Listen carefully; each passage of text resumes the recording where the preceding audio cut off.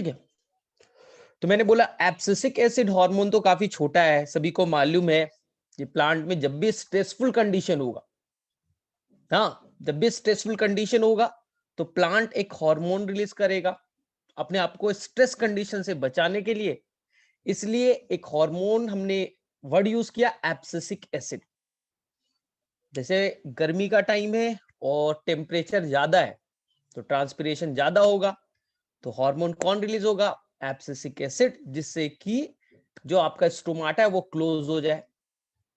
जब भी cell mature हो जाएंगे, प्लांट के ऑर्गन मैच्योर हो जाएंगे, तो उनके अंदर में जो डिवीजन है, ग्रोथ है, रुक जाएगा। इस ग्रोथ के रुकने के इफेक्ट को कहते हैं सेनेसेंस। एनसीईआरटी में देखोगे एक वर्ड, बहुत वर्ड यूज किया गया बार बार, सेनेसेंस। तो कोई भी प्लांट है, हम लोगों का भी एक एज हो जाता है, एज के बाद ग्रोथ रुक जाएगी, लंबाई रुक जाएगी। तो प्लांट का जो भी ऑर्गन है, एक हो एज होने के बाद उनके अंदर ग्रोथ रुक जाएगा ना, it is called the ageing. तो इस एजिंग को ना, इस ग्रोथ को रोकने का काम दिया जाएगा एब्सिसिक एसिड को। चलो ठीक है। इसके अलावा सीड पे सारे काम एब्सिसिक एसिड संभालेगा। कंडीशन खराब है, सीड को जर्मिनेशन से रोकना है। अगर सीड बन गया है लेकिन अभी कंडीशन खराब है, तो सीड को बोलेगा कि ऐसा करो, अभी जर्मिनेट मत करो। कैसे? तो सीड बनने के दौरान में ये क्या करेगा, जब सीड बनता है तो ये क्या करेगा, सारे वाटर को रिलीज कर देगा, डिहाइड्रेट कर देगा। जो सीड है, जिस सीड के अंदर जो भी पानी, उसको रिलीज कर देगा, डिहाइड्रेट कर देगा। और अगर पानी ही नहीं रहेगा तो सीड के अंदर कोई मेटाबॉलिज्म नहीं होगा, कोई एक्टिविटी नहीं होगा। सोच लो कोई सीड है, सीड में से तुमने सारा पानी निकाल लिया, सीड में से सारा पानी निकल गया, तो पानी होगा ही नहीं, तो कोई एक्टिविटी, कोई मेटाबॉलिज्म, हाँ, कोई रिएक्शन होगा ही नहीं। तो एब्सिसिक एसिड क्या करता है, सेल के अंदर, सीड के अंदर में एक्टिविटी को ब्लॉक कर देगा। वाटर रिलीज किया, डिहाइड्रेट हो गया, मेटाबॉलिज्म रुक गए, एक्टिविटी रुक गया। अब सीड के अंदर एक्टिविटी हो नहीं रहा है, तो ऑटोमेटिकली वो कहलाएगा डोरमेंसी। एक तरह से जरूरी भी है, एक तरह से जरूरी भी है। अगर फेवरेबल कंडीशन नहीं है तो सीड क्यों जर्मिनेट करेगा? तो वो चीज संभालने वाला कौन है? Abscisic acid. तो आई थिंक हमने सब कुछ एक्सप्लेन कर रखा है, सभी को याद भी होगा। चलो फटाफट नेक्स्ट हार्मोन हम लोग मूव करें, जिसका नाम है इथाइलिन। चलिए, इथाइलिन के बारे में 250 नंबर पेज पे दे रखा है, और सबसे डिफिकल्ट हार्मोन है। अगर पूछा जाए सबसे डिफिकल्ट हार्मोन कौन है, तो इथाइलिन, जिससे बच्चे गलत करेंगे। मैं एक टेस्ट कर लेता हूं, सिंपल मैं एक क्वेश्चन पूछता हूं, ये बताओ सीड के जर्मिनेशन को कौन प्रमोट करता है? अगर मैंने सिंपल से एक क्वेश्चन आ गया नीट के एग्जाम में ना, seed germination is lead by, तो बताइए क्या होगा आंसर? कल मैंने पढ़ाया था, सीड के जर्मिनेशन को, यानी जो सीड बना है उसको ग्रो करके नए रूट स्टेम बनाना है, सीड को जर्मिनेट करना है, नया प्लांट में कन्वर्ट होना है। सीड जर्मिनेशन को कौन लीड करेगा? चलो फटाफट। ठीक है, तो सभी का आंसर क्या है? रीति का आंसर है जिब्रेलिक एसिड, ललितेश का भी आंसर है जिब्रेलिक एसिड, अनुभव का भी आंसर है जिब्रेलिक एसिड, कल्पना का भी जिब्रेलिक एसिड। लेकिन थोड़ा गलत है। बोले सर कैसे गलत है? कल तो आपने यही चीज डिटेल में बताया था कि सीड के जर्मिनेशन को जिब्रेलिक एसिड लीड करता है। नीट में क्वेश्चन आ गया, बच्चे गलत करके आ गए ना। नीट में क्वेश्चन आया, सीड जर्मिनेशन इन पीनट कौन कराएगा? तो आपके दिमाग में क्या बैठा है? अरे सर सीड जर्मिनेशन तो जिब्रेलिक एसिड करता है। क्वेश्चन में दिया था सीड जर्मिनेशन इन पीनट, सभी ने किया जिब्रेलिक एसिड।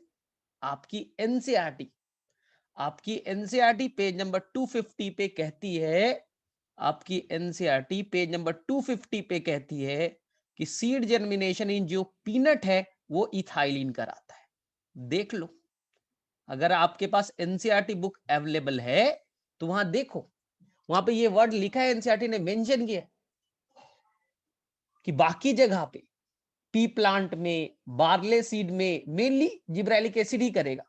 लेकिन याद रखना है कि अगर क्वेश्चन में पीनट आ गया, पीनट के अंदर में ये क्वेश्चन में लिखा मिलेगा। अगर पीनट नहीं है अगर क्वेश्चन पेपर में पीनट नहीं लिखा है, जनरल सीड जर्मिनेशन पूछा है, तो आंसर आप जिब्रेलिक एसिड ही करके आइएगा। बोले सर कहां पर लिखा है ये वर्ड, कहां पर लिखा है? ये एनसीईआरटी में देखिए, जिन बच्चों को बस न्यू एनसीईआरटी, वहां पास 250 में लास्ट में एक टॉपिक गिवन है सीड जर्मिनेशन कर ना, वहां पर ढूंढिए 251 पेज नंबर पे आपको मिलेगा कि जिब्रेलिक एसिड, नाइट्रेट्स, ये सीड के जर्मिनेशन को प्रमोट करते, जबकि एब्सिसिक एसिड, पैरास्कॉर्बिक एसिड ना, वहां पर देखिए फिनोलिक एसिड, ऐसा नाम होगा, वो सीड के जर्मिनेशन को इनहिबिट करते। अगर तुम्हारे पास न्यू एनसीईआरटी है तो न्यू एनसीईआरटी में पेज नंबर 251 पे ये पॉइंट गिवन है कि सीड जर्मिनेशन को कौन प्रमोट करता है, जिब्रेलिक एसिड, ठीक है, और रोकता कौन है, एब्सिसिक एसिड। लेकिन अगर क्वेश्चन में पीनट पे पूछ दिया गया तो याद रखना पीनट एक्सेप्शन है, पीनट इज द एक्सेप्शन। और हम लोग क्या करते हैं, हम लोग पढ़ तो लेते हैं लेकिन एक्सेप्शन याद नहीं रखते। और एग्जाम पेपर में जो एग्जामिनर होता है, जो एग्जामिनर क्वेश्चन सेट करता है, उसका मेन फोकस होता है एक्सेप्शन पे क्वेश्चन बेस करना। वो मैक्सिमम क्वेश्चन ये बनाना चाहता है कि आपको एक्सेप्शन आता है या नहीं आता। आपको एक्सेप्शन नहीं आता, ये क्वेश्चन आ गया सीड जर्मिनेशन इन पीनट, 90% बच्चे जिब्रेलिक एसिड आंसर करके आएंगे और ये हो जाएगा -1 मार्क्स, -1 मार्क्स, क्योंकि तुम्हारे दिमाग में बैठे। और एनसीईआरटी लिखता भी है कि जिब्रेलिक एसिड ही सीड जर्मिनेशन करता है ना। पेज नंबर 251 पे ये स्टेटमेंट गिवन है, उससे मार्क कर लीजिए, एनसीईआरटी में अंडरलाइन कर लीजिए। नाइट्रेट होगा, जिब्रेलिक एसिड होगा, सीड जर्मिनेशन को लीड करता है। लेकिन 250 पे दिया है सीड जर्मिनेशन इन पीनट, उसके डोरमेंसी को तोड़ता है, सीड के डोरमेंसी को तोड़ता है और सीड जर्मिनेशन को लीड करता है इथाइलिन। ये बड़ा इंपॉर्टेंट है। तो यही सब गलतियां करते हैं और आपको लगता है कि बायो आसान है, हमें एनसीईआरटी पढ़ लेंगे और हमें तो पूरा मार्क्स आ जाएगा। लेकिन देखो ट्रैप हो गए। चलो दूसरा ट्रैप कराता हूं। अगर तुमसे पूछा जाए स्टेम इलोंगेशन, इंटरनोडल इलोंगेशन कौन कराता है? देख लो, ये आपका प्लांट है, ये स्टेम है और ये आपका नोड है, नोड है, और नोड पे लीफ होते हैं, नोड पे लीफ होते हैं। लीफ जिस डंठल से जुटा होता है उसे पेटियोल कहते हैं, लीफ जिस डंठल से जुटा होता है उसे पेटियोल कहते हैं। और फ्लावर जिससे जुटा होगा पेडिसिल कहलाता है। तो कंफ्यूज नहीं होना सर, पेडिसिल क्या है, पेटियोल क्या है। तो जिससे फ्लावर जुटता है उसे पेडिसिल कहते हैं और जिससे लीफ जुटता है पेटियोल कहते हैं। चलो सिंपल। ये व्हाइट वाला ये इंटरनोड है। चलिए बताइए इंटरनोडल इलोंगेशन में कौन सा हार्मोन इंपॉर्टेंट रोल प्ले करता है?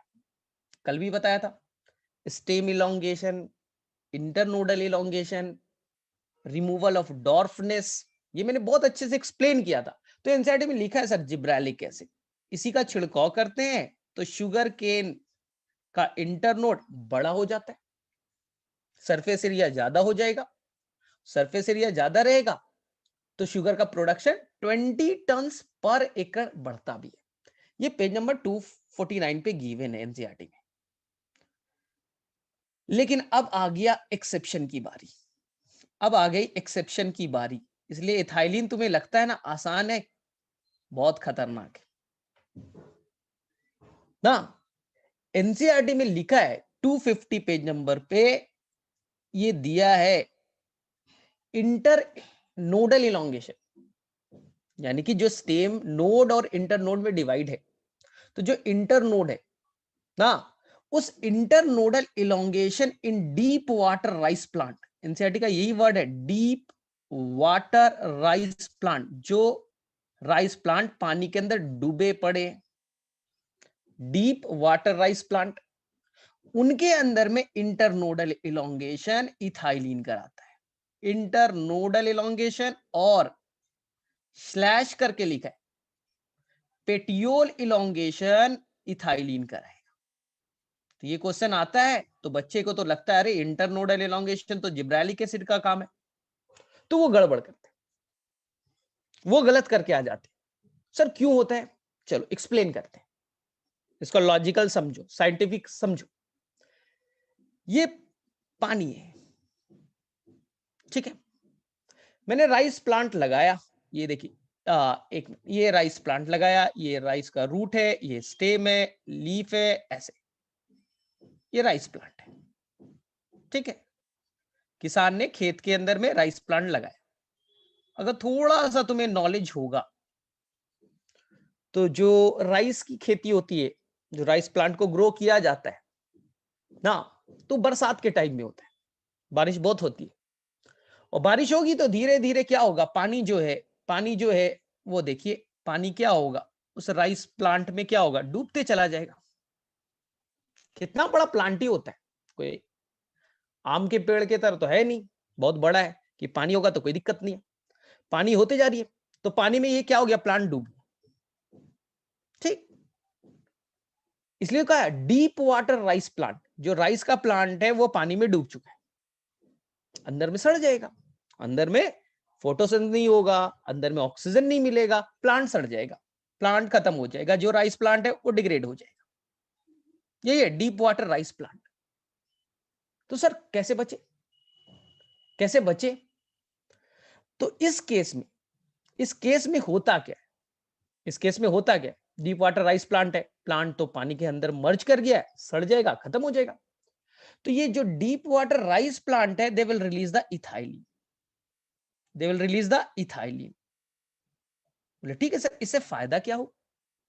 ध्यान से सुनना, ध्यान से सुनना, इससे फायदा क्या होगा? ये इंटरनोड को बढ़ा देगा, ये इंटरनोड को बढ़ा देगा, इंटरनोड को बड़ा कर देगा। अगर इंटरनोड बड़ा करेगा तो प्लांट की लंबाई बढ़ेगी, प्लांट की लंबाई बढ़ जाएगी। इंटरनोड बढ़ा तो प्लांट की लंबाई बढ़ गई, प्लांट की लंबाई बढ़ने से फायदा क्या होगा? पानी से ऊपर आ जाएगा, पानी नीचे, प्लांट ऊपर आने की कोशिश कर रहा है। सेकेंड, जो पेटियोल है जिससे लीफ जुटा है, वो पेटियोल अगर बड़ा कर दे तो लीफ पानी से ऊपर आ सकता है। जो लोअर लीफ है, नीचे की तरफ लीफ है, उनका पेटियोल डंठल अगर उसे इलोंगेट कर दे, लंबा कर दे, तो ये पानी के ऊपर ये भी आ सकते हैं, they will come outside of the water. तो फायदा क्या हुआ? इस कंडीशन में जब पानी से प्लांट डूब चुका था, वो सड़ जाएगा, खत्म हो जाएगा। उस कंडीशन में अपने आप को बचाने के लिए जो डीप वाटर राइस प्लांट है, रिलीज करता है इथाइलिन, जिससे इंटरनोड बड़ी होगी, इंटरनोड लंबा, तो प्लांट पानी से ऊपर आ सकता है। साथ साथ पेटियोल, जो लोअर लीफ है, वो तो पानी के अंदर अभी भी डूबे, तो लीफ को ऊपर लाना है, तभी तो फोटोसिंथेसिस होगा। तो वो क्या करेगा, पेटियोल को बड़ा करेगा, जिससे वो पानी से ऊपर आ सके। ये काम इथाइलिन कराता है। तो क्वेश्चन पेपर में ध्यान से पढ़ना है कि इंटरनोडल एलोंगेशन कौन कराता है? तो बोलते हैं सर लंबाई तो बढ़ाने का काम जिब्रेलिक एसिड का है, लेकिन डीप वाटर राइस प्लांट में जो एक तरह से स्ट्रेसफुल कंडीशन है, उस जगह पे कौन लीड करेगा? इथाइलिन लीड करेगा। तो ये भी एक तरह का एक्सेप्शन हुआ, याद रखिएगा, कंफ्यूज मत होइएगा, क्वेश्चन पेपर में लिखा हुआ रहेगा। डीप वाटर राइस प्लांट में internode, stem elongation, petiole elongation कौन करेगा? तो जिब्रेलिक एसिड नहीं करना, क्योंकि ये एक्सेप्शन वाला है ना। तो आंसर करके आइएगा इथाइलिन। तो ये दो बड़ा इंपॉर्टेंट लाइन है जहां पर बच्चे कंफ्यूज होते, क्योंकि उन्हें लगता है अरे हम तो उन्होंने पूरा पढ़ लिया है, हमें तो सब कुछ आता है, हम तो एनसीईआरटी रीड करके गए। लेकिन रीड करना और एग्जाम में सॉल्व करना दो डिफरेंट चीजें, ठीक है। चलो अब मेन काम आ जाओ इथाइलिन के, जो बच्चों वाला है, जो सभी को आता है, ये कोई नहीं गलती करेगा। जो मेन काम है उसमें कोई गलती नहीं होता ना। इथाइलिन का मेन काम है वो है आपका फ्रूट राइपनिंग, ये सभी को आता है। फ्रूट राइपनिंग, राइपनिंग, फ्रूट को पकाने में सबको मालूम है, सबको मालूम है कि पकाने के लिए हम लोग कुछ हार्मोन रिलीज करते हैं, नहीं अगर प्लांट में बन रहा है तो हम बाहर से डाल देंगे, बाहर से डाल देंगे। तो सर होता कैसे, ध्यान से देखिए, इसकी डिस्कवरी भी इसी से जुड़ी है। फ्रूट इथाइलिन की जो डिस्कवरी है वो बड़ा इंटरेस्टिंग है, साइंटिस्ट का नाम याद रखना है ना, जिसका नाम है कजन्स। एक साइंटिस्ट का नाम 248 पेज नंबर पे अपर में जो स्टार्टिंग वाला जो पैराग्राफ है वहां पे एक साइंटिस्ट का नाम यूज किया जाएगा ना, कि कैसे डिस्कवरी हुआ, कैसे जिब्रेलिक एसिड की डिस्कवरी हुई, कैसे साइटोकाइनिन की डिस्कवरी हुई और कैसे इथाइलिन की डिस्कवरी होती है। तो वहां पास बहुत अच्छे से एक्सप्लेन किया है। तो साइंटिस्ट वाज द कजन्स, तो एक बार में याद हो जाएगा, कजन्स ही याद रखो ना, कजन है, ठीक है, तो डिफिकल्ट नहीं, कजन्स। उन्होंने क्या किया, उन्होंने क्या किया, उन्होंने लिया अनराइपेंड बनाना, सिंपल है, घर पे भी कर लो। अनराइपेंड बनाना, जाओ 1 दर्जन, हाँ आप क्या लेते हो, बनाना लेते हो ना, कच्चा बनाना होना चाहिए, अभी पका हुआ नहीं होना चाहिए, अनराइपेंड, बोले ठीक है। 2 बनाना इस पैकेट में और 2 बनाना आप इस पैकेट में डाल दीजिए। एक पॉलिथीन बैग ले लीजिए, पॉलिथीन बैग में डाल दीजिए अनराइपेंड बनाना को, पॉलिथीन बैग में डाल दीजिए, बोले ठीक है। 2 इसमें डाल दिया पैकेट नंबर 1 और 2 डाल दिया पैकेट नंबर 2 में। फर्स्ट वाले में जो पैकेट आपने डाला है, प्लास्टिक का जो पैकेट है, उस प्लास्टिक पैकेट में आप डाल दीजिए राइपेंड, सड़ा हुआ, ओवर राइपेंड कह सकते हो, ऑरेंज। जो ऑरेंज है जो पूरी तरह से पका हुआ है उसके अंदर में डाल दीजिए, ठीक है। सेकेंड वाले में कोई ऑरेंज नहीं डालना है और एक डार्क रूम में ले जाके छोड़ दीजिए, डार्क रूम में ले जाके छोड़ दीजिए। देखा जाता है जिसमें हमने राइपेंड ऑरेंज डाला है, ठीक है, तो जो राइपेंड ऑरेंज है एक वोलाटाइल, वोलाटाइल मतलब गैसियस, लिक्विड नहीं, गैस, जो ओवर राइपेंड ऑरेंज है, पका हुआ ऑरेंज है, कुछ वोलाटाइल सब्सटेंस रिलीज कर रहा है, गैसियस सब्सटेंस रिलीज कर रहा है, जिसके चलते जो बनाना है उनके अंदर में राइपनिंग टाइम इनहांस हो गया, बढ़ गया, जो राइपनिंग प्रोसेस है वो बढ़ जा रहा है। क्यों, किसके डालने से, ऑरेंज के साथ में रखने से। ऑरेंज कुछ गैस रिलीज कर रहा है, एनसीईआरटी कहता है वोलाटाइल सब्सटेंस, गैसियस सब्सटेंस, जिसके इन्फ्लुएंस से जो यहां बनाना में जो पकने का रेट है ना, वो कच्चा था, उसमें अपने पकने का जो रेट है वो इंक्रीज हो गया। तो ये बनाना, इसमें पकने का टाइमिंग क्या हो रहा है, जो फास्ट हो रहा है, रेट फास्ट हो रहा है, जल्दी पक जाएगा। सेकेंड वाले में ये बनाना पकेगा तो जरूर, बट इसमें जो रेट है वो स्लो है। इससे पता चलता है कि फ्रूट को पकने के लिए कोई गैस की जरूरत है ना, कुछ गैसेस नेचर, कुछ गैस की जरूरत है। जो गैस कौन रिलीज कर रहा है, जो ऑलरेडी पका हुआ है, सेनेसेंस में जा रहा है, जो डेड फेज में जा रहा है, ओवर पका हुआ सड़ रहा है, तो सड़े हुए टिश्यू मर रहे, उसे कहते हैं सेनेसेंस, पका हुआ है। वो जो पका हुआ है सेनेसेंस में जा रहा है, वो एक गैस रिलीज कर रहा है, इथाइलिन, जिससे आसपास में जो अनराइपेंड फ्रूट है वो पक रहे हैं। बहुत आसान है। सुबह में उठो और जाओ जहां पर फ्रूट कोई बेचता है, फ्रूट सेलर, आसपास में जिस गली में जिस मोहल्ले में रहते हो वहां फ्रूट मिलता है, हाँ सर फ्रूट तो मिलता है। सुबह 8 बजे जाइए, मंडी जब खुलेगी, बोले ठीक है जाते हैं। जो फ्रूट सेलर है, जो फ्रूट बेचता है, सुबह में वो क्या करता है सर, फ्रूट वो बेचता नहीं है सर, वो सड़े हुए फ्रूट को अलग करता है। ध्यान से देखना, सुबह में जाइए और फ्रूट सेलर जो आपका फ्रूट बेचता है, सुबह में अपने पेटी से जो भी सड़ा हुआ है उस फ्रूट को अलग कर देता है। मैंगो है तो उसको अलग निकाल दिया, सेब है अलग निकाल दिया। क्यों, क्योंकि जो राइपेंड फ्रूट है वो इथाइलिन गैस रिलीज कर रहा है, और गैस है तो डिफ्यूज होगा, अगल बगल में जाएगा और उस फ्रूट को पकने के लिए प्रमोट करेगा। इसलिए तुम्हारी मम्मी भी यही करती। देखना, प्याज रखा है, आलू रखा है, ओनियन है, पोटैटो है, बोले हाँ सर रखा हुआ तो है। तो जो सड़े हुए पोटैटो है तुम्हारी मम्मी क्यों बाहर रखती, वही रहने देती।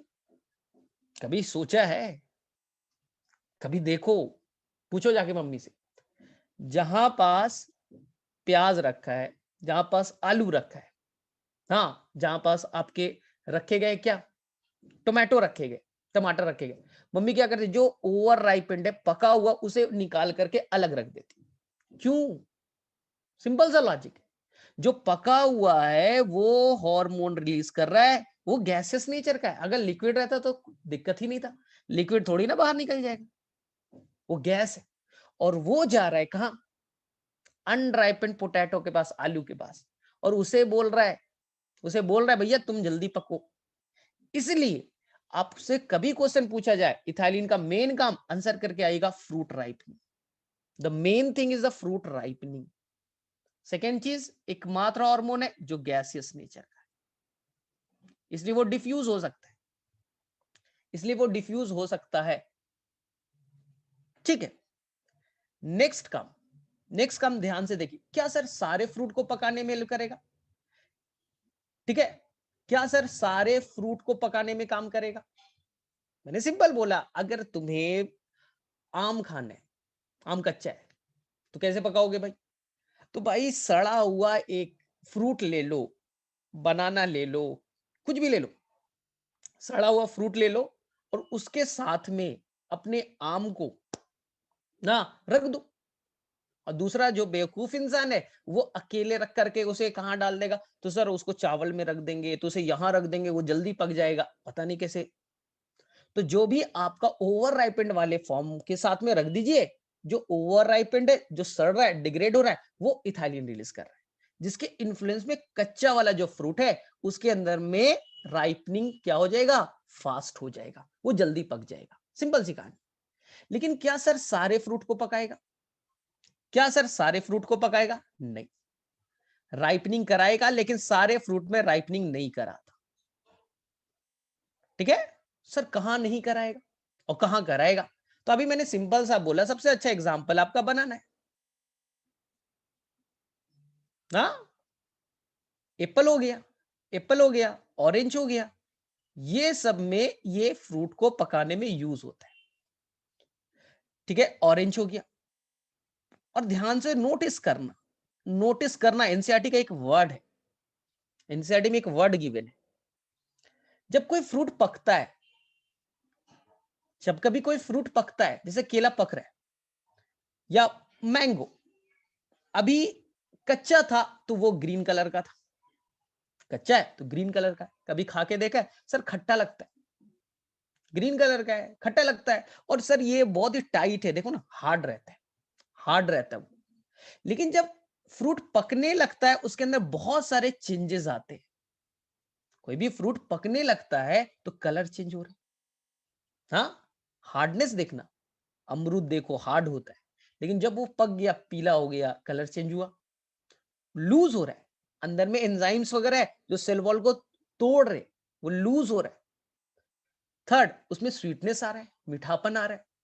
जब आम आपने कच्चा खाया था तो खट्टा लगता था, वही पकने के बाद मीठा कैसे हो गया?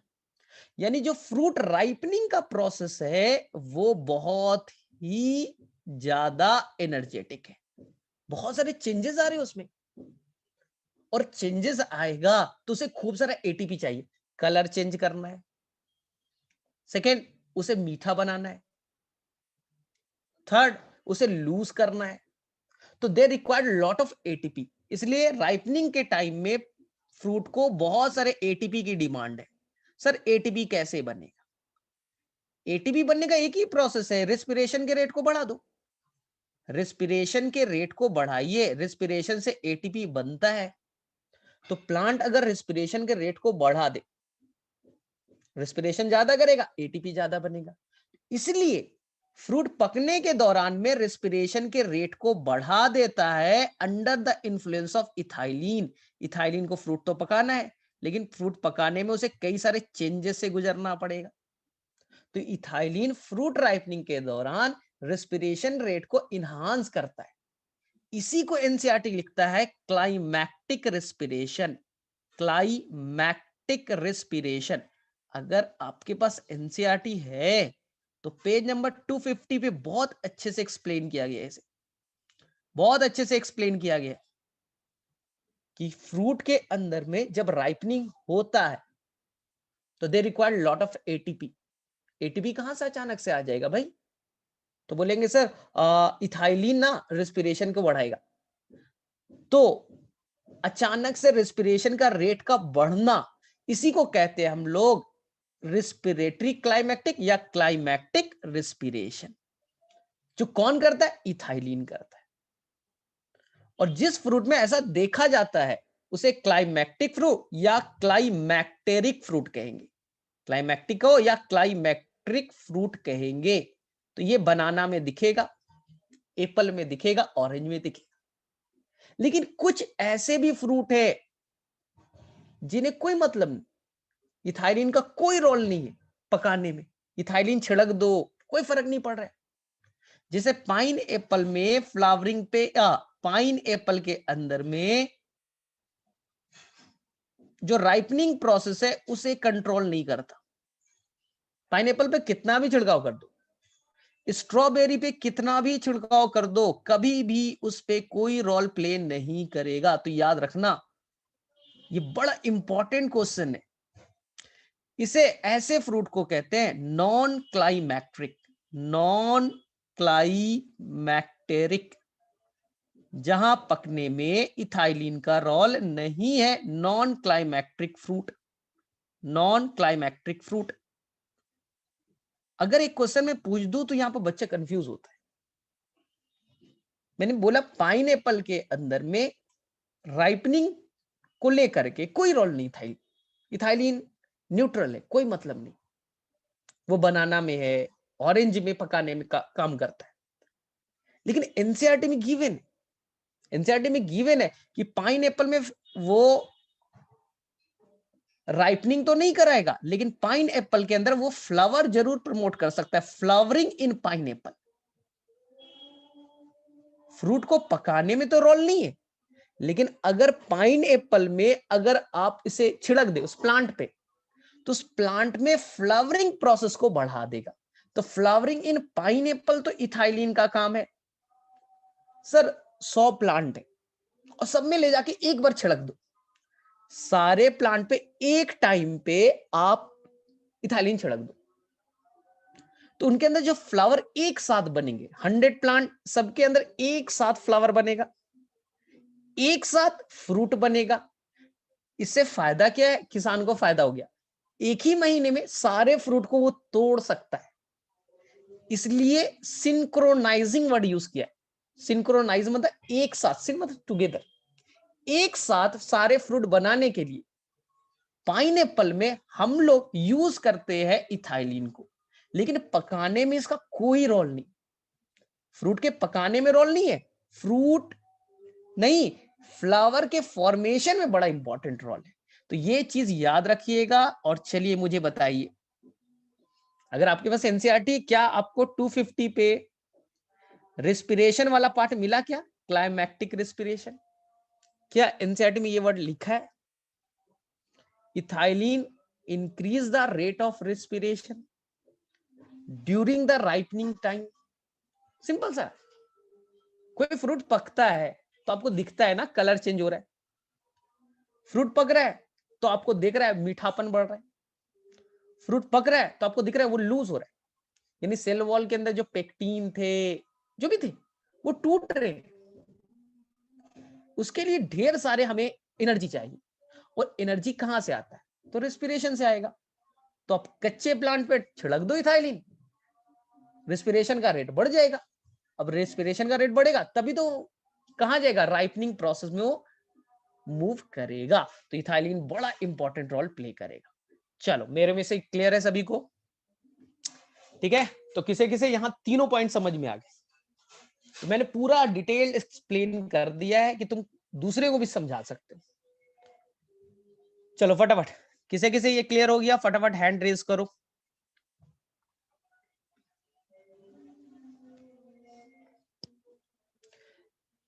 ठीक है, कर लोगे, कोई इशू नहीं है। देखो, हार्मोन में थोड़ा टाइम लगेगा क्योंकि एनसीईआरटी एक लाइन में लिखता है, मुझे एक्सप्लेन करने में देखो कितने टाइम लगता है ना, तो एक्सप्लेनेशन इंपॉर्टेंट है। चलिए ठीक है, नेक्स्ट देखिए, चलो ध्यान से देखो। अब इथाइलिन का और काम क्या है? तो इथाइलिन का काम दे रखा है। इथाइलिन है क्या भाई? तो इथाइलिन मैंने आपको बोला था फर्स्ट क्लास में, इथाइलिन बहुत जगह पे वो ग्रोथ को प्रमोट करने का काम करेगा, यानी बढ़ाने का काम करेगा, ग्रोथ प्रमोटर।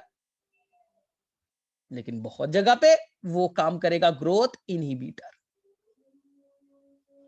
तो वो कुछ प्लांट में ग्रोथ को बढ़ाने का काम करेगा, कुछ प्लांट में ग्रोथ को घटाने का काम करेगा, लेकिन मेनली वो इनहिबिटर की तरह फंक्शन करता है। ये याद रखिएगा, मेनली वो इनहिबिटर की तरह फंक्शन करेगा। इनहिबिटर मतलब ग्रोथ को घटाने का काम। जैसे जैसे ध्यान से देखिए, ध्यान से घटाने का काम, जैसे ग्रोथ को घटाना एक वर्ड हो गया। प्लांट के जो ऑर्गन है वो मैच्योर हो गए, उनको फॉल कराइए एब्सिशन। प्लांट के organ like the like the leaf, flower, fruit जब मैच्योर हो गए उनको गिराने का काम, एब्सिशन। तो एनसीईआरटी में देखिए फर्स्ट लाइन लिखा है इथाइलिन में कि इथाइलिन जो है मेनली एब्सिशन ऑफ लीफ को प्रमोट करेगा, एब्सिशन ऑफ लीफ को प्रमोट करेगा, मेनली लीफ को। सर फ्रूट को भी करेगा लेकिन मेनली लीफ, क्योंकि फ्रूट के एब्सिशन को मेनली संभालेगा एब्सिसिक एसिड, फ्लावर को गिरने को मेनली संभालेगा एब्सिसिक एसिड। इसलिए तो उसका नाम साइंटिस्ट ने गलती से रख दिया था एब्सिसिक एसिड, क्योंकि वो एब्सिशन कराएगा, फॉल कराएगा। लेकिन पता चला अरे एब्सिसिक एसिड लीफ के फॉल में ज्यादा इंपॉर्टेंट रोल प्ले नहीं करता, मेनली कौन करता है? वो इथाइलिन करता है। ये बड़ा इंपॉर्टेंट लाइन, मेनली लिखा है एनसीईआरटी में, लिखा है मेनली, यानी फ्लावर को गिरा सकता है, फ्रूट को गिरा सकता है, लेकिन मेनली लीफ पे उसका इफेक्ट है। बोले ठीक है सर। सेकेंड, ध्यान से सुनना, इसलिए एनसीईआरटी जो इथाइलिन का जो लास्ट लाइन है वो बच्चों को समझ में नहीं आता, पढ़ते हो आपको बाउंस करता है। इथाइलिन का सबसे लास्ट लाइन लिखा है एनसीईआरटी में, ध्यान से सुनना, वो पढ़ा आपको ऊपर से बाउंस कर गया। सर क्या है? एनसीईआरटी लिखता है thinning of cotton, cherry and walnut. बोलिए सर थिनिंग क्या होता है? अब तुम पढ़ो एनसीईआरटी में, इथाइलिन का लास्ट लाइन लिखा है वॉलनट में, चेरी में और कॉटन में ये थिनिंग का काम करता है। सर ये थिनिंग होता क्या है? ये थोड़ी ना हमें मालूम। ध्यान से, मान लो कॉटन का प्लांट है, चेरी का प्लांट है और वॉलनट का प्लांट है, ये ना एनसीईआरटी में ये तीन एग्जांपल है। इनके अंदर ढेर सारे फ्लावर लगे, मान लीजिए इसमें 100 ऑफ फ्लावर है, 100 फ्लावर है। सुनो, अगर फ्लावर का नंबर ज्यादा है, 100 फ्लावर है, अगर फ्लावर 100 है तो फ्रूट भी 100 बनेगा, यानी फ्लावर अगर ज्यादा है तो फ्रूट भी ज्यादा बनेगा। लेकिन उतना न्यूट्रिएंट अवेलेबल नहीं है, साथ साथ में एक साथ ढेर सारे फ्रूट को सपोर्ट करने के लिए इसके पास स्पेस, इसके पास न्यूट्रिएंट्स, इसके पास लाइट अवेलेबल नहीं। एक प्लांट में खूब सारे फ्रूट लग गए तो प्रॉपर स्पेस नहीं मिलेगा, प्रॉपर डेवलपमेंट नहीं होगा, इमेच्योर रह जाएंगे फ्रूट। तो हम लोग क्या करते हैं, इस प्लांट के ऊपर डाल देते इथाइलिन। इथाइलिन, बोले सर इथाइलिन डालने से क्या होगा? अगर 100 फ्लावर है, अगर मान लो उसमें से 40 फ्लावर टूट करके गिर जाए, यही ना एब्सिशन का मतलब, क्या ना फॉल करना, 40 गिर गया, तो अब क्या होगा फायदा? अगर फ्लावर कम बनेंगे तो फ्रूट कम बनेगा, और फ्रूट कम बनेगा तो जो भी फ्रूट बनेंगे उन्हें प्रॉपर स्पेस, प्रॉपर न्यूट्रिएंट्स मिलेंगे, तो उनका डेवलपमेंट प्रॉपर ढंग से होगा।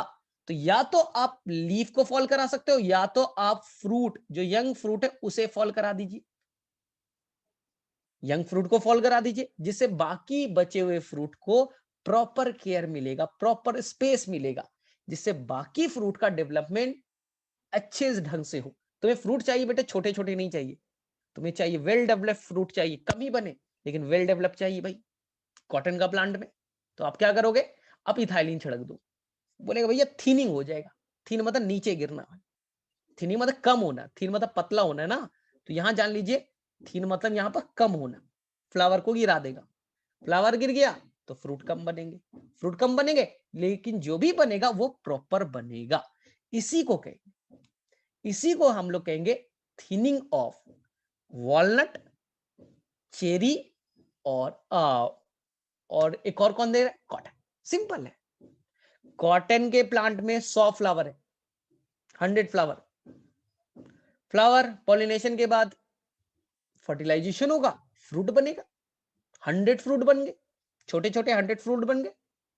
लेकिन 100 फ्रूट को सपोर्ट करने के लिए उसके पास में स्पेस नहीं है, उसमें 100 फ्रूट को सपोर्ट करने के लिए न्यूट्रिएंट नहीं है, 100 को वो केयर नहीं कर सकता, इसलिए हम लोग इथाइलिन छिड़क देंगे। अगर इथाइलिन स्टार्टिंग में छिड़क दे तो फ्लावर फॉल करेगा, फ्लावर फॉल करेगा, फ्लावर अगर फॉल कर गए, यानी 100 फ्लावर था, मैंने 40 को गिरा दिया, अब बचे 60, तो फ्लावर अगर कम होंगे तो फ्रूट भी कम बनेगा, फ्रूट अगर कम बनेंगे तो बाकी बचे फ्रूट को प्रॉपर केयर, प्रॉपर न्यूट्रिएंट्स मिलेंगे, तो इनका प्रॉपर डेवलपमेंट होगा। अरे सिंपल, एक फैमिली में 10 बच्चे, तो मैं क्या करूं, एक फैमिली में 3 बच्चे, प्रॉपर केयर कहां होगा सर, जहां बच्चे कम होंगे, इनकम तो सेम है सर, इनकम सेम है, एक 10 बच्चे एक 3 बच्चे, तो ज्यादा बेटर केयर कहां है सर, 3 बच्चे में। इसी को हमने कहा थीनिंग इफेक्ट।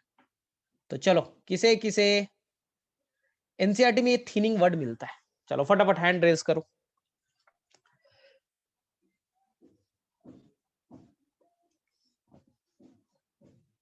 क्लियर,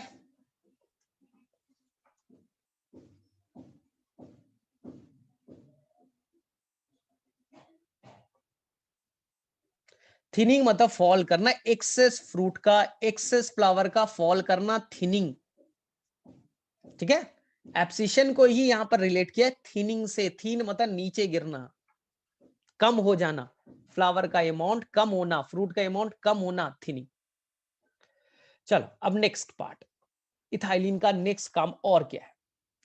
मैंने आपको बताया था कि जो भी हार्मोन है वो फीमेल फ्लावर को प्रमोट करते हैं, जो भी हार्मोन है वो फीमेलनेस लाते हैं, फीमेल फ्लावर को प्रमोट करेंगे। ठीक है सर, क्यों, फायदा क्या है फीमेल फ्लावर में, मेल फ्लावर को क्यों नहीं, क्योंकि फीमेल फ्लावर के अंदर में होगा कार्पेल, स्टेमिन तो होगा नहीं, स्टेमिन तो होगा नहीं, मेल फ्लावर के अंदर क्या है, स्टेमिन है, स्टेमिन क्या बनाएगा, पॉलन ग्रेन। मान लिया 100 मेल फ्लावर है, 100 फीमेल फ्लावर है, तो मेल क्या बनाएगा, केवल पॉलन ग्रेन बनाएगा, और इसका कोई काम नहीं। मेल फ्लावर का मेनली काम क्या है, केवल पॉलन ग्रेन बनाना, ये तो लाखों पॉलन ग्रेन बनाएगा ना, एक मेल फ्लावर लाखों पॉलन ग्रेन बनाते हैं। अब फीमेल का काम क्या है, फीमेल का काम है कि पॉलन ग्रेन को रिसीव करना, पॉलन ग्रेन पॉलन ट्यूब बनाएगा, पॉलन ट्यूब में मेल गैमेट्स होंगे, और ये जो ओवरी है वो बाद में फर्टिलाइजेशन के बाद फ्रूट में कन्वर्ट हो जाएगा। यानी ओवरऑल कहे तो फ्रूट कौन बना रहा है, तो फ्रूट बना रहा है फीमेल फ्लावर। मेल कैसे बना सकता है, मेल कैसे बना सकता है, सोचो, मेल फ्रूट कैसे बनाएगा, उसमें तो क्या है, पॉलन ग्रेन केवल बनाने की कैपेसिटी है, फीमेल के अंदर ओवरी, ओवरी है तो फर्टिलाइजेशन के बाद फ्रूट बनेगा। तो अगर मैं 50 मेल है और 50 फीमेल है, मेल वाला फ्लावर तो मेल वाला तो फ्रूट बनाएगा नहीं, फ्रूट कौन बनेगा, फीमेल। तो हम लोग हार्मोन का छिड़काव कर देते, हम लोग इथाइलिन का अगर हार्मोन छिड़क दे ना, तो फ्लावर ज्यादा कौन वाले बनेंगे, फीमेल फ्लावर ज्यादा बनेगा, तो फ्रूट का प्रोडक्शन बढ़ जाएगा। इसी को हम लोग यूज करते हैं कुकम्बर में, कुकम्बर के अंदर, हाँ हम लोग इथाइलिन का छिड़काव करेंगे। अगर इथाइलिन छिड़क दिया, फीमेल फ्लावर ज्यादा, अगर फीमेल फ्लावर ज्यादा तो फ्रूट का फॉर्मेशन बढ़ जाएगा। इसलिए जो इथाइलिन है वो कौन से इफेक्ट देगा? फीमेनाइजिंग इफेक्ट। ऑक्सीन भी फीमेनाइजिंग इफेक्ट देता है। Feminising, 1 minute, it is known as the feminising effect. चलो ठीक है, लेकिन याद रखना केवल आपका एक ही हार्मोन है जिसका नाम है जिब्रालिक एसिड, जो मेल वाले को प्रमोट करेगा। मेल फ्लावर को प्रमोट करने के लिए जिब्रालिक एसिड है, लेकिन फीमेल फ्लावर को प्रमोट करने के लिए ऑक्सिन भी है, साइटोकाइनिन भी है, और आपका है इथाइलिन। लेकिन आपके एनसीईआरटी में केवल इथाइलिन पे दिया है, आप केवल इथाइलिन को ही याद रखिए। आपके एनसीईआरटी में केवल इथाइलिन पे बात की गई है।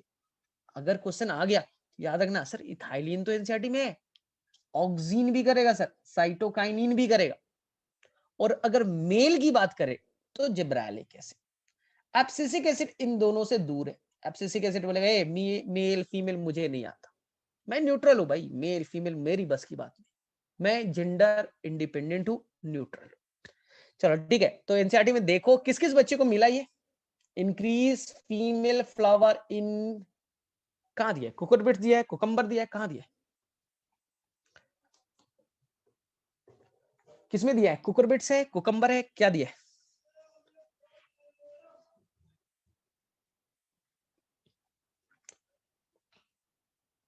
ठीक है, कर लोगे?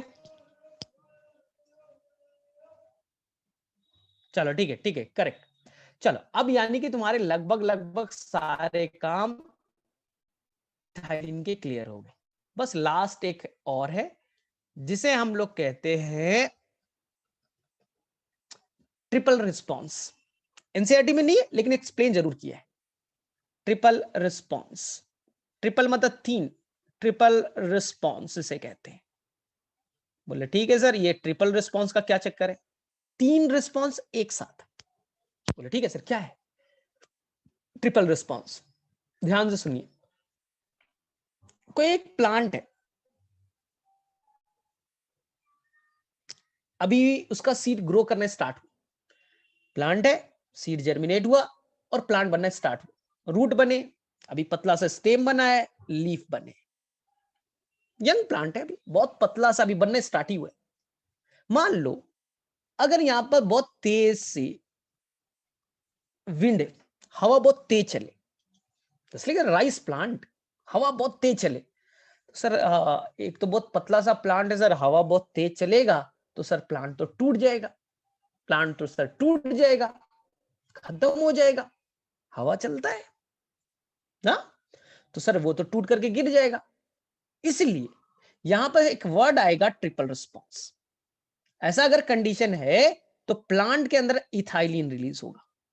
क्या रिलीज होगा? इथाइलिन। ध्यान से सुनना, एनसीईआरटी में बहुत अच्छे से एक्सप्लेन किया गया है। सर 3 रिस्पॉन्स में क्या क्या आएगा? अगर हवा तेज चलता है तो स्टेम वीक है, टूटने का डर है। तो सबसे पहले आप क्या कीजिए, पहला काम कीजिए, आपकी जो लंबाई है ना, लंबाई, हाँ, लंबाई वाली ग्रोथ को आप कम कीजिए। यानी कि आप लंबाई को कम कीजिए भाई, ऊपर मत बढ़िए। एक तो पतला ऊपर लंबा होते जा रहे हो, टूटने का डर ज्यादा है ना। तो पहले आप क्या कीजिए, लंबाई को कम कीजिए और मोटापा को बढ़ाओ भाई। स्वेलिंग ऑफ एक्सिस, एनसीईआरटी का वर्ड है स्वेलिंग ऑफ एक्सिस, यानी स्टेम को मोटा कीजिए। बात सही है भाई। अगर स्टेम मोटा हो जाएगा तो विंड, अगर हवा तेज चलेगी तो बच सकता है। लंबाई कम करना है, जितना लंबा होगा टूटने का डर उतने ज्यादा है। अभी यंग प्लांट बन ही रहा है, टूट जाएगा। और तीसरा काम हॉरिजॉन्टल ग्रोथ। वर्टिकल ग्रोथ मत करो, लंबाई बढ़ाओ, ऊपर मत बढ़ाओ। वर्टिकल ग्रोथ को रोकना है, पहला काम। स्वेलिंग ऑफ एक्सिस, स्टेम को मोटा कीजिए और हॉरिजॉन्टल ग्रोथ को लीड कीजिए। हॉरिजॉन्टल ग्रोथ को लीड कीजिए, वर्टिकल लंबाई। जिधर मिट्टी है उसी के तरफ ग्रो करना स्टार्ट कीजिए। उससे फायदा क्या है, अगर तेज हवा चलेगी तो ये अपने आप को बचा सकता है। जब ऐसा टाइम आ रहा है, ऐसा मौसम आ रहा है कि जब तेज हवा चलती है, तो भाई तेज हवा चलता है तो जरूरत से ज्यादा पतला मत बनो, यानी वर्टिकल जो ग्रोथ है उसको कम करो, अपने स्टेम को मोटा करो भाई, ताकतवर थोड़ा बनाओ और थोड़ा फ्लेक्सिबल रखो और इधर ग्रोथ करो, क्योंकि हवा जब चलेगी तो उधर ही बेंड हो जाना। हॉरिजॉन्टल ग्रोथ कीजिए, इधर ग्रोथ करना, हॉरिजॉन्टल ग्रोथ, जिससे आप अपने आप को बचा सकते हो। हाँ, तो एनसीईआरटी में ट्रिपल रिस्पॉन्स नाम का चीज तो नहीं लिखा, लेकिन उस चीज को एक्सप्लेन जरूर किया है। एनसीईआरटी ने उस इफेक्ट को एक्सप्लेन किया है, जिसे एनसीईआरटी में मिल जाएगा स्वेलिंग ऑफ एक्सिस। एक्सिस का स्वेल होना एनसीईआरटी का वर्ड है, हॉरिजॉन्टल ग्रोथ होना एनसीईआरटी का वर्ड है, और वर्टिकल ग्रोथ को घटाना, इस तीनों को मैंने एनसीईआरटी वर्ड को मर्ज कर दिया, उसी को मैं कहता हूं ट्रिपल रिस्पॉन्स। चलो, किसे किसे मिला है एनसीईआरटी में, ढूंढो। इथाइलिन खतरनाक है भाई, ढूंढो मिला है एनसीईआरटी में।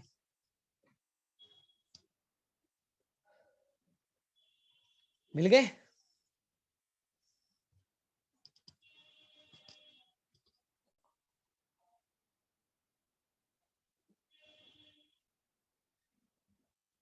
हॉरिजॉन्टल, अरे वर्टिकल मतलब लंबाई, हॉरिजॉन्टल मतलब ये है आपका जमीन इधर ही ग्रो करना, ऐसे ग्रो करना, ये है आपका वर्टिकल ग्रोथ, ये लंबाई ऐसे बढ़ना, वर्टिकल। और हॉरिजॉन्टल कहने का मतलब है कि जिधर ऐसे ग्रो करना, ऐसे ऐसे, ठीक है, हॉरिजॉन्टल। चलो ठीक है, अब देखो एनसीईआरटी में एक और वर्ड दे रखा है कि ये एपिकल हुक बनाएगा। एनसीईआरटी में देखो लिखा है डाइकॉट सीडलिंग में ये एपिकल हुक बनाएगा। बोले सर ये क्या चक्कर है? तो इसके लिए हमें थोड़ा सीड का फिगर पढ़ना पड़ेगा। सीड, तो सीड में देखो भाई, एक होता है आपका इम्ब्रियोनल एक्सेस, ये इम्ब्रियोनल एक्सेस है, ठीक। इम्ब्रियोनल एक्सेस के एक तरफ रेडिकल होते हैं, ये नीचे में रेडिकल है, ऊपर में प्लीम्यूल है, और साइड में फूड से भरा स्ट्रक्चर होता है, इसे आप कॉटिलिडन कहते हैं, इसे आप कॉटिलिडन कहते हैं। ये फिगर, चना का फिगर यही है ना, दो साइड में कॉटिलिडन हो गए, फूड से भरा हुआ स्ट्रक्चर, बीच में ये ग्रीन वाला इम्ब्रियोनल एक्सिस है, ये आपका प्लीम्यूल है, और ये आपका रेडिकल है। बोले ठीक है सर, इस सीड को आप मिट्टी के अंदर डाल दीजिए, आप मिट्टी के अंदर डाल देते हैं, ऊपर से पानी डालते हैं, अब सीड जर्मिनेट करेगा। सीड क्या होगा? जर्मिनेट करेगा।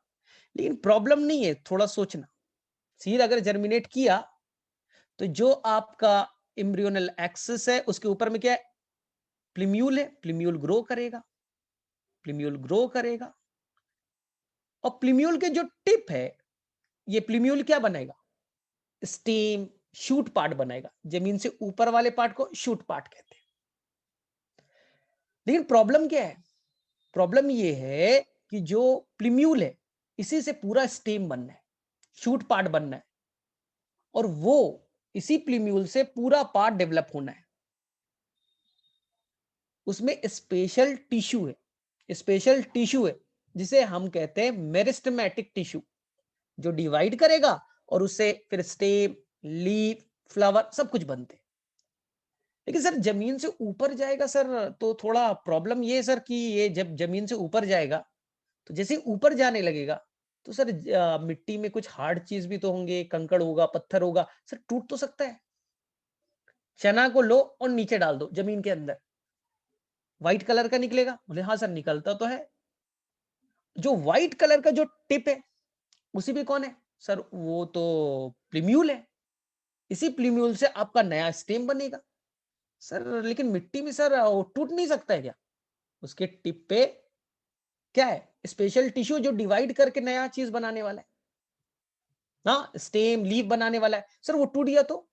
इसलिए इसलिए जो रेडिकल होता है, जो प्लीम्यूल होता है, उस प्लीम्यूल को प्रोटेक्ट करने के लिए देखिए यहां ये आपका एम्ब्रियोनल एक्सिस और ये आपका जो है ये टिप, ये क्या है, टिप है।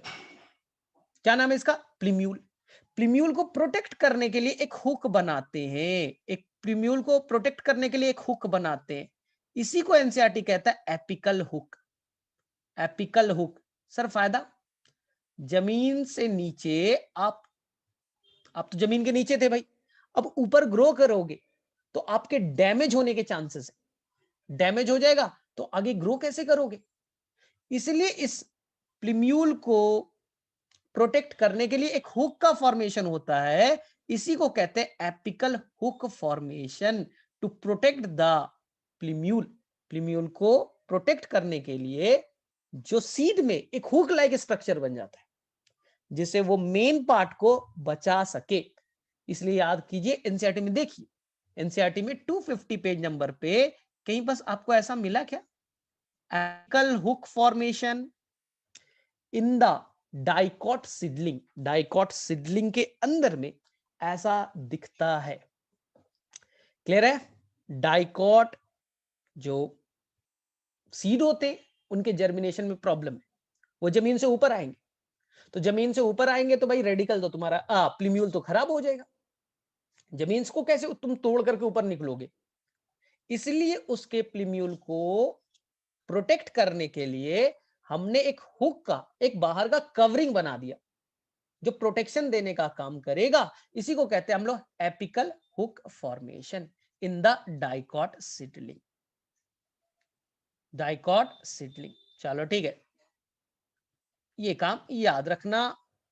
चलो हो गए, तो लगभग आपके सारे काम हो गए। एक क्वेश्चन मैं पूछ लेता हूं, अगर क्वेश्चन आया ये बताओ कि रूट फॉर्मेशन कौन कराता है। अगर मैंने क्वेश्चन अगर पूछ दिया, ये बताओ भाई कि जो रूट बनता है इस रूट को फॉर्म कौन करता है, रूट का ग्रोथ के लिए कौन रिस्पॉन्सिबल है, तो आपका आंसर वेरी कर सकता है। क्योंकि अगर आपने ऑक्सीन के बारे में पढ़ा है तो ऑक्सीन में भी लिखा है कि they will help in the root formation, root initiation को लीड करेगा, रूट इनिशिएशन को लीड करेगा। सर कैसे, तो मैंने पिछले क्लास में बताया था कि अगर आप कोई प्लांट ले लीजिए, प्लांट के स्टेम को काट दीजिए, इसलिए गुलाब का प्लांट ले लीजिए, उसको काट दीजिए, स्टेम को काटिए और मिट्टी में डाल दीजिए, नया प्लांट बन जाएगा। इसी को कहते हैं स्टेम कटिंग, स्टेम से अपने नया प्लांट बना दिया।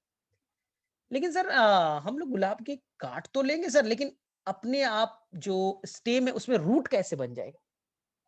सर स्टेम में रूट कैसे बन जाएगा, मिट्टी में डालेंगे तो रूट बन जाएगा, तो अपने आप बनता नहीं है, हमें के ऊपर में डालना पड़ता है ऑक्सीन, ऑक्सीन में डीप करना पड़ेगा। जो स्टेम का कट पार्ट है उसे ऑक्सीन में डाल दीजिए, फिर निकाल करके आप मिट्टी में डालिए, तो जो स्टेम का कट पोर्शन है वहां रूट बनाने का काम संभालेगा कौन, ऑक्सीन। तो एनसीईआरटी में स्टेटमेंट क्या है, in the vegetative propagation, in the vegetative propagation यानी एसेक्सुअल रिप्रोडक्शन में, ठीक है। हम सीड वीड से तो नया प्लांट बना नहीं रहे गुलाब का, हम तो एक गुलाब का प्लांट था उसी को काटा फाटा नया प्लांट बना दिया, एसेक्सुअल रिप्रोडक्शन हो गया। इसी को हम वेजिटेटिव प्रोपगेशन कहते हैं। कई तरीके से होते हैं, हमने स्टेम कटिंग मेथड लिया, तो स्टेम कटिंग मेथड में स्टेम के टिप से क्या बनाना है, रूट, तो किसका छिड़काव करेंगे, ऑक्सीन का। तो आपका आंसर ये होना चाहिए। ये आपके 248 पे एनसीईआरटी ने बहुत अच्छे से समझाया है। बोले ठीक है सर। अब आगे बढ़े, अब आगे बढ़े 250 पेज नंबर, नॉर्मल रूट। कोई प्लांट रेडिकल क्या बनेगा, रूट बनाएगा, कोई वेजिटेटिव प्रोपगेशन नहीं है। एक प्लांट का सीड लिया, डाल दिया, वो अब रूट बनाएगा, रूट का डेवलपमेंट, और रूट से क्या बनेंगे, रूट हेयर। रूट हेयर जितना ज्यादा होगा, रूट हेयर जितना ज्यादा होगा, जितने बड़े होंगे तो सरफेस एरिया ज्यादा होगा। देख लो, सरफेस एरिया ज्यादा होगा, सरफेस एरिया ज्यादा होगा तो पानी ज्यादा एब्जॉर्ब करेगा, मिनरल्स ज्यादा एब्जॉर्ब करेंगे। तो नॉर्मल रूट और रूट हेयर के डेवलपमेंट में इथाइलिन का रोल है। नॉर्मल रूट और रूट हेयर के डेवलपमेंट में किसका इंपॉर्टेंट रोल है? इथाइलिन का। तो कंफ्यूज नहीं होना है। क्वेश्चन पेपर में पहले देखना है वेजिटेटिव प्रोपगेशन, स्टेम कटिंग, वहां रूट कौन बनाएगा? ऑक्सिन। अगर बोल रहा है नहीं नहीं नॉर्मल रूट, प्लांट में नॉर्मल रूट बनता है, रूट हेयर बनेगा, नॉर्मल रूट के और उसके रूट हेयर को एक्सपैंड कराने में, उसके ग्रोथ को बढ़ाने में इंपॉर्टेंट रोल कौन प्लेगा? इथाइलिन करेगा। तो ऐसा नहीं तुम्हें रट्टा मार के जाना है सर रूट में तो याद कर लिया था ऑक्सिन, किस टर्म में तुमने याद किया वो इंपॉर्टेंट है।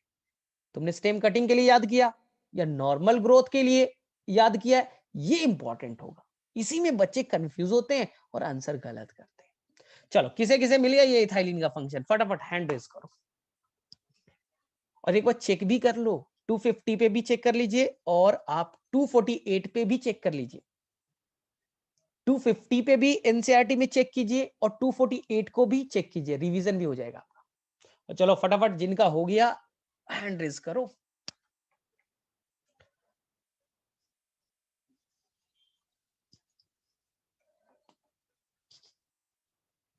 मैंने बोला पहले अनुभव 248 पेज नंबर निकालो, एनसीईआरटी है? ईमानदारी से बताना अनुभव एनसीईआरटी बुक है?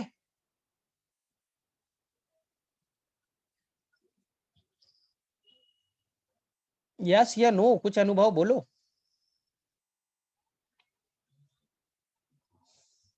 अरे एमटीजी वाला एग्जाम में, ठीक है, तो तुम लोग ऐसा कर रहे हो कि तुम्हारा जो मैच है ना, वो क्रिकेट का मैच जो है वो टेनिस बॉल से होगा, या सिंपल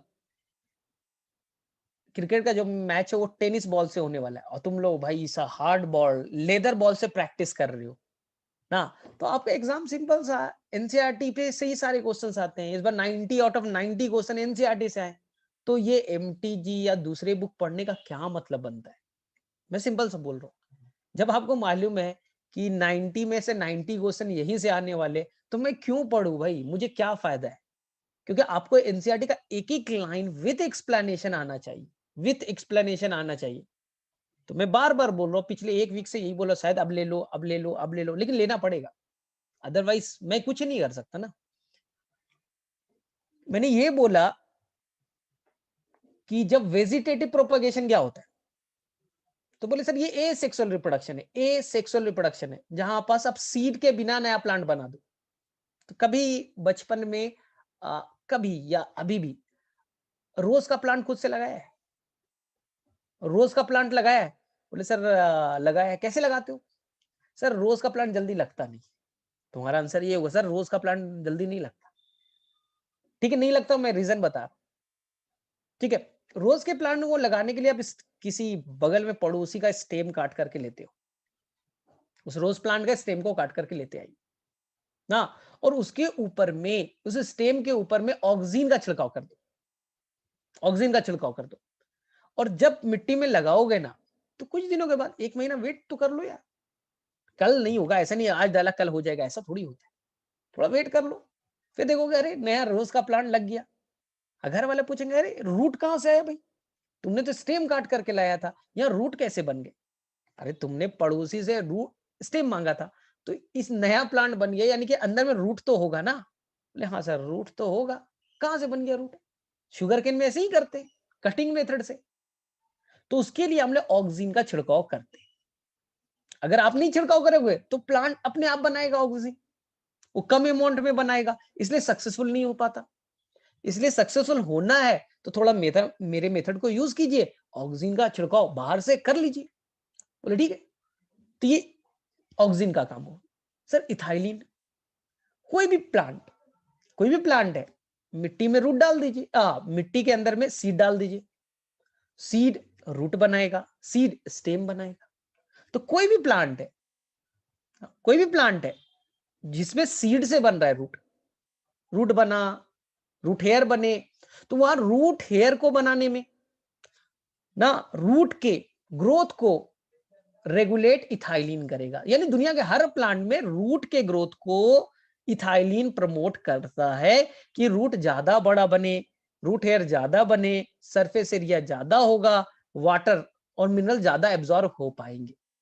लेकिन स्टेम कटिंग वाले में ऑक्सीजन याद रखना है और इस वाले में आपको इथाइलिन याद रखना है। बस यही तो मैंने बोला।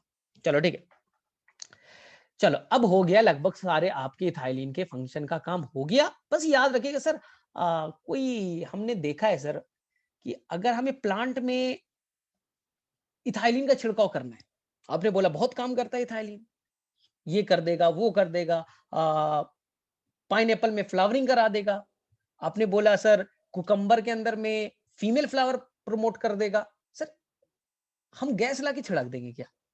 तुम लॉजिकल सोचो, ये प्लांट है, ये प्लांट है, ये प्लांट, सर इस प्लांट पे हम लोग इथाइलिन नाम की गैस छिड़क देंगे तो हो जाएगा काम? अरे भाई गैस है, उड़ जाएगा। इथाइलिन क्या है? वो तो गैस है ना, जैसे ही तुमने इथाइलिन छिड़का गैस है, उड़ जाएगा। सर हमें तो पाइनएप्पल में फ्लावरिंग कराना था तो इथाइलिन छिड़क दिया, बेवकूफी नहीं करना है बेटा, वो तो गैस है, गैस उड़ जाएगा बाहर, खत्म। तो बोलेंगे सर गैस उड़ जाएगा तो फिर हम लोग कैसे करेंगे? कैसे करेंगे सर? आपको क्या करना है, इथाइलिन नाम की गैस प्लांट के ऊपर नहीं डालना होता है, आपको इथाइलिन नाम का गैस प्लांट के ऊपर नहीं डालना चाहिए। तो बोले मतलब आपको एक सॉल्यूशन लेना है, एक्वस सॉल्यूशन, जिसका नाम है इथेफोन, जिसका नाम है इथेफोन, लिक्विड है ये, इथेफोन है मान लो, इसे लीजिए और रूट पे ले जाके छोड़ दीजिए, डाल दो इथेफोन, डाल दो मिट्टी में, डाल दो रूट के पास।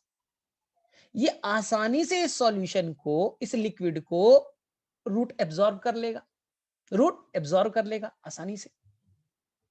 अब ये जो इथेफोन है वो रिएक्ट हो करके ना, इथेफोन मेटाबोलाइज होगा, रिएक्ट होगा और वो धीरे धीरे धीरे धीरे वो इथाइलिन नाम के गैस को रिलीज करेगा प्लांट के अंदर।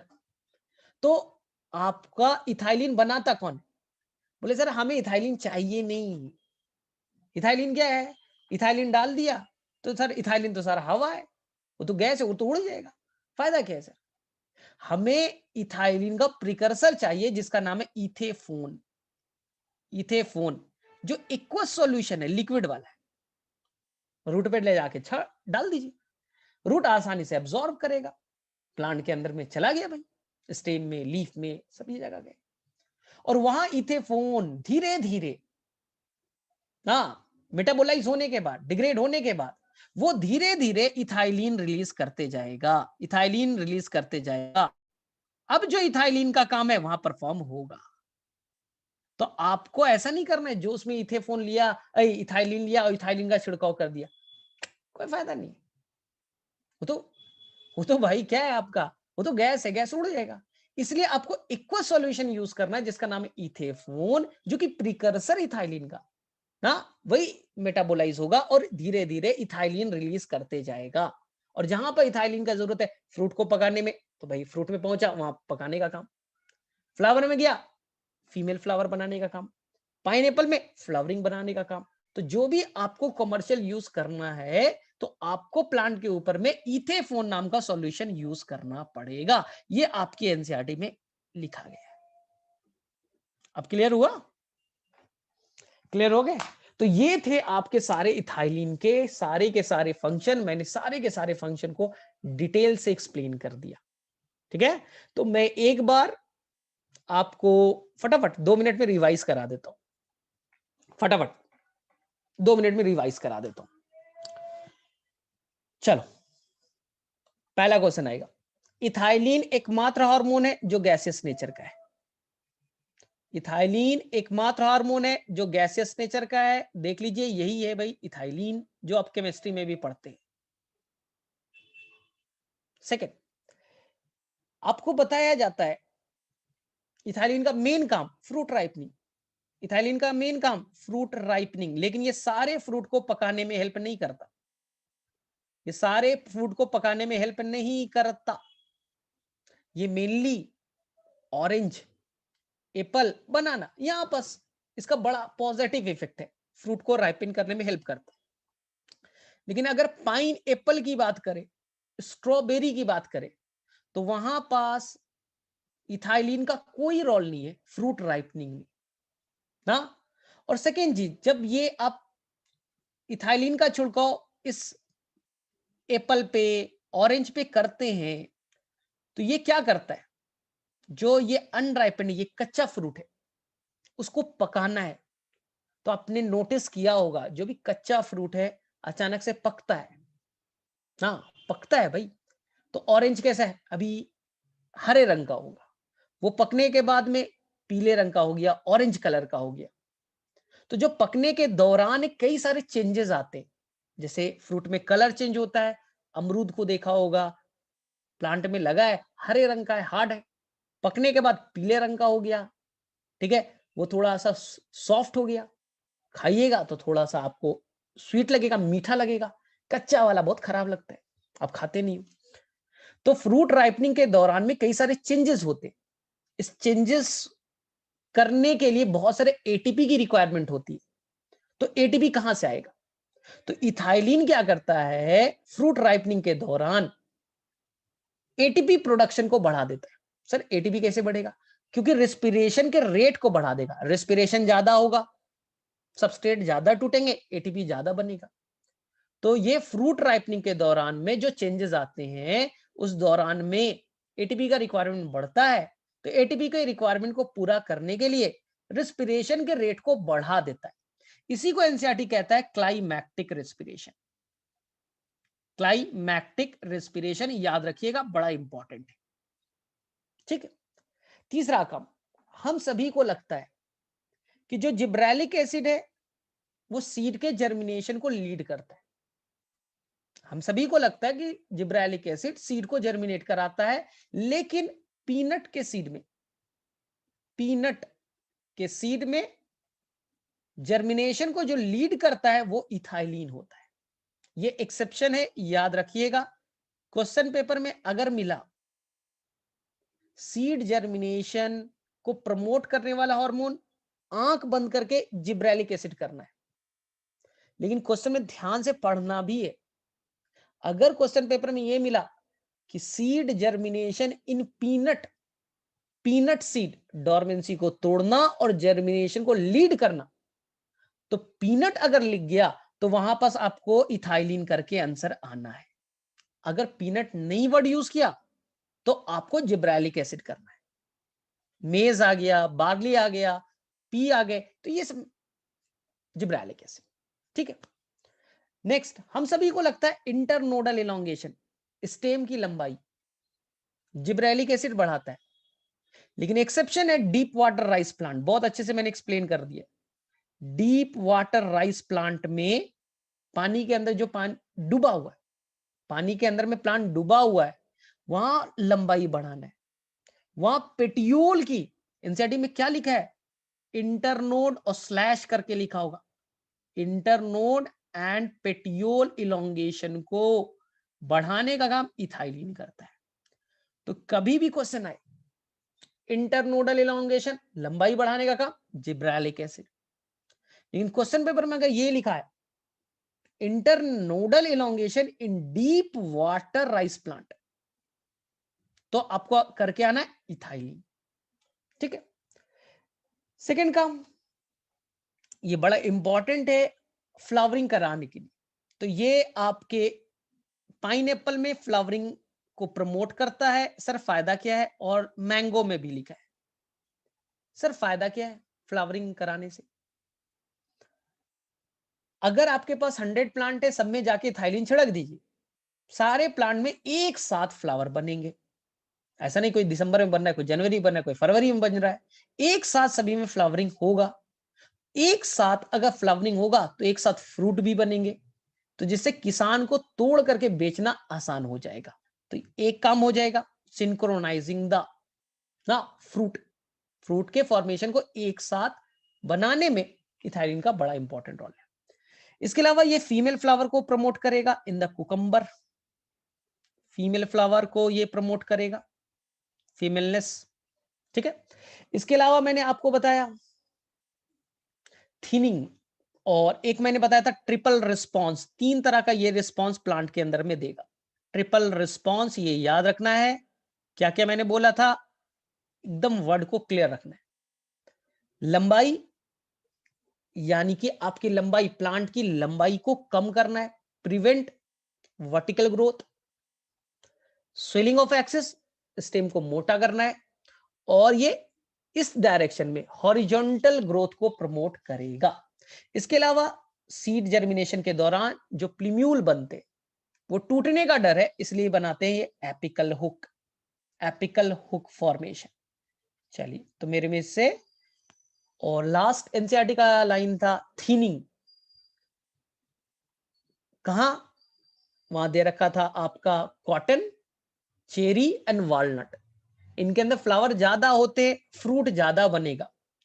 फ्रूट ज्यादा बनेगा तो जो प्रॉपर फ्रूट का डेवलपमेंट नहीं हो पाता, इसलिए हम लोग इथाइलिन छिड़क देते। इथाइलिन अगर छिड़केंगे तो एक्सेस फ्लावर फॉल कर जाएगा। फॉल करना, नीचे गिरना, एब्सिशन। अगर फ्लावर नीचे गिर जाएंगे तो फ्लावर का अमाउंट अब कम रहेगा। फ्लावर कम होंगे तो फ्रूट कम बनेगा। फ्रूट को प्रॉपर स्पेस मिलेगा, प्रॉपर न्यूट्रिएंट मिलेंगे, तो उनका डेवलपमेंट आसान है। चलो, तो ये मैंने सारे चीज इथाइलिन के फंक्शन को कर दिया। और प्लांट में आपको इथाइलिन डायरेक्टली नहीं डालना होता है। प्लांट में आपको एक्वस सॉल्यूशन में एक केमिकल मिलता है जिसका नाम है इथेफोन, जिसे प्लांट आसानी से एब्जॉर्ब कर सकता है। रूट पे डाल दीजिए, आसानी से एब्जॉर्ब कर लेगा, ऑर्गन तक पहुंच जाएंगे, और वहां वो मेटाबोलाइज होने के बाद में इथाइलिन रिलीज करेगा, और इसी इथाइलिन से वहां पर फंक्शन टेक्स प्लेस होता है। चलो ठीक है, तो मेरे में से चलो अब मैं तुम्हें दे रहा हूं 2 मिनट का टाइम, और जो भी मैंने बताया ईमानदारी से, चलो 7 फंक्शन गिव न 2 मिनट्स, 2 मिनट का टाइम दे रहा हूं। 3 मिनट लेना है, 3 मिनट लो, और जो भी मैंने बताया थोड़ा दिमाग पे जोर लगाकर, एनसीईआरटी का हेल्प नहीं लेना है, दिमाग पे थोड़ा जोर लगाइए और लिखना स्टार्ट कीजिए। चलो फटाफट, अब तुम्हारी बारी।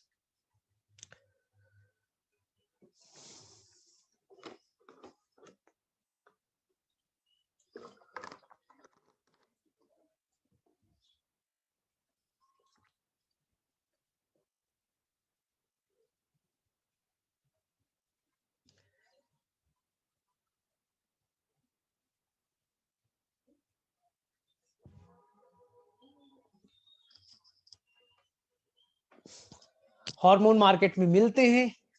अरे इसीलिए तो मैंने क्या बोला, किसान लोगों को दिया जाता है, वो जाके खरीदेंगे।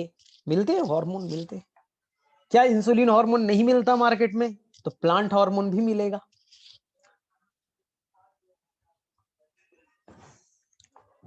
चलो फटाफट अपने दिमाग पे जोर लगाओ, और जो भी तुम्हें दिमाग में आ रहा है सीक्वेंस वाइज याद करो कि हमने कहां कहां पास इथाइलिन के फंक्शन को स्टडी किया था, उसी अकॉर्डिंग आंसर करना है। टाइम लो, कोई दिक्कत नहीं है, लेकिन सीखो।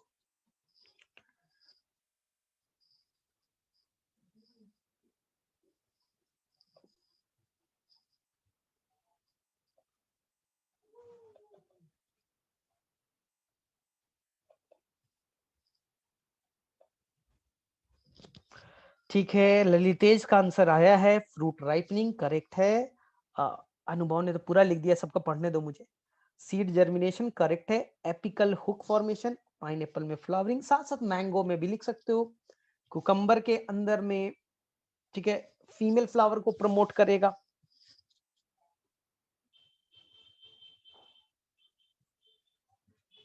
अनुभव का आंसर है seed germination in peanut, correct है। Size increase in internode petiole in under water, हाँ ये वर्ड इंपॉर्टेंट है, अंडर वाइटर राइस प्लांट के अंदर। फ्रूट राइपनिंग, ठीक है। ओनली हार्मोन गैसियस नेचर का, ठीक है। प्रमोट्स फीमेलनेस, ठीक है, लेकिन कहां ये बताना जरूरी है। Triple response and apical hook formation, correct. और लिख सकते थे root and root hair formation, root के ग्रोथ और रूट हेयर के ग्रोथ के लिए रिस्पॉन्सिबल इथाइलिन है, ठीक है। कुकम्बर में फीमेलनेस लाएगा, करेक्ट है। कल्पना का आंसर है फ्रूट राइपनिंग, करेक्ट है। Internodal growth in deep water rice plant, correct है। रीति ने तो पूरा लिख दिया है भाई। Gaseous nature of ethylene, correct है। Fruit ripening in banana, orange and apple, but not effect on the pineapple and strawberry, ठीक है। तो तो बड़ा इंपॉर्टेंट है रीति, याद रखना कि जो इथाइलिन है, सभी के लिए ये वर्ड, इथाइलिन का कोई रोल पाइन एप्पल के अंदर में पकाने के लिए नहीं, राइपनिंग का कोई भी रोल पाइन एप्पल पे नहीं है, फ्रूट के पकने का कोई रोल नहीं है, बट इसका रोल फ्लावरिंग में है इन द पाइन एप्पल, ये याद रखना। चलो नेक्स्ट है deep water rice plant, internodal and petiole elongation, female flowering cucumber. ठीक है, ट्रिपल रिस्पॉन्स, 3 रिस्पॉन्स, लंबाई कम करो, मोटापा बढ़ाओ, और ये क्या करो, वर्टिकल नहीं हॉरिजॉन्टल ग्रोथ कीजिए। Thinning of cotton, walnut and cherry, root and root hair growth formation. चलो करेक्ट है, यानी कि सभी को समझ में आ रहा है। और कौन छूट गया? सिमरन, वेयर इज द सिमरन? सिमरन कल कहां थी ये?